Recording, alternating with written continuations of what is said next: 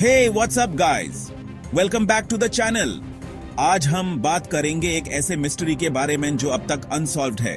Malaysia airlines flight MH370 की disappearance के बारे में। ये एक ऐसी केस है जो दुनिया भर में लोगों को हैरान कर गया और आज भी इसके आंसर्स काफी इलूसिव हैं। तो चलिए इस घटनाक्रम के बारे में डिटेल से जानें। सबसे पहले एक quick recap. Malaysia airlines flight MH370 8 मार्च 2014 को कुआलालंपुर से बीजिंग जा रहा था।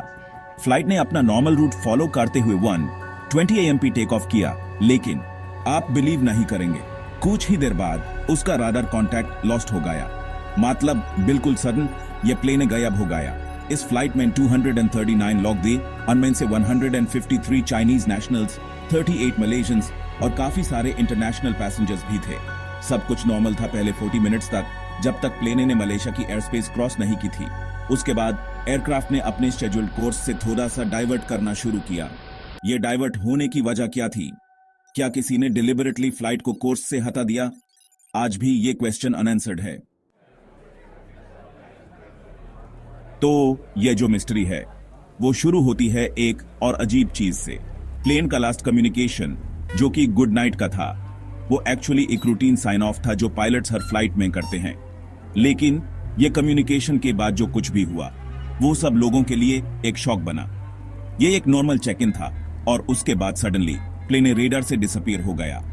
कुछ मिनट्स बाद मिलिट्री रेडार ने उसे ट्रैक किया था, लेकिन उस वक्त ही जो फ्लाइट का पोजीशन था वो कुछ समझ में नहीं आया। यह सब कुछ सबको कंफ्यूज कर गया था। अब ये जो डिसअपीयरेंस थी उसके बाद दुनिया भर में बहुत सारी थ्योरीज चल रही थी। कुछ लोग कह रहे थे कि प्लेन हिजैक हो गया।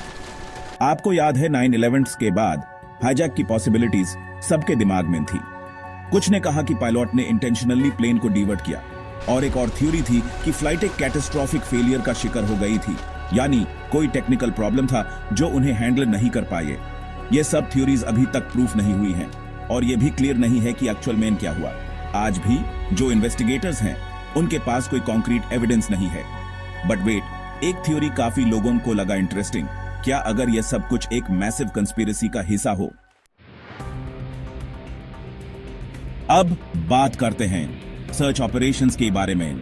तो यह केस इतना कॉम्प्लेक्स था कि मलेशिया से लेकर ऑस्ट्रेलिया और चाइना तक 26 कंट्रीज ने सर्च ऑपरेशंस में पार्ट लिया। आपको पता है यह सर्च अब तक की दुनिया की सबसे एक्सपेंसिव सर्च ऑपरेशन बन गई थी। प्लेन को ढूंढने की कोशिश अब तक हुई और काफी एरिया कवर किया गया, लेकिन सिर्फ एक विंग फ्रैगमेंट जो कि 2015 में इंडियन ओशन में मिला, वो कंफर्म कर सका कि प्लेन ओशन में क्रैश हुआ था। तो अभी तक प्लेन का एग्जैक्ट रैकेज कहां है, यह मिस्ट्री स्टिल इंटैक्ट है। अब बहुत से लोग ये भी कह रहे हैं कि हो सकता है यह प्लेन एक रिमोट एरिया में क्रैश हो गया हो जहां तक कोई आज तक नहीं पहुंचा। हो सकता है कि किसी रिमोट आइलैंड पे यह क्रैश हो गया हो। क्या यह सब कुछ इंटेंशनल था या फिर कुछ टेक्निकल फॉल्ट था? यह सब सवाल हैं जो कभी क्लियर नहीं हो पाए। एक और थ्योरी जो काफी इंटरेस्टिंग थी वो थी पायलट सुसाइड थ्योरी। कुछ लोग ये मानते हैं कि पायलट ने अपनी जान लेने के लिए यह सब किया, पर सच कहना कोई भी सॉलिड एविडेंस इस बात को सपोर्ट नहीं करता।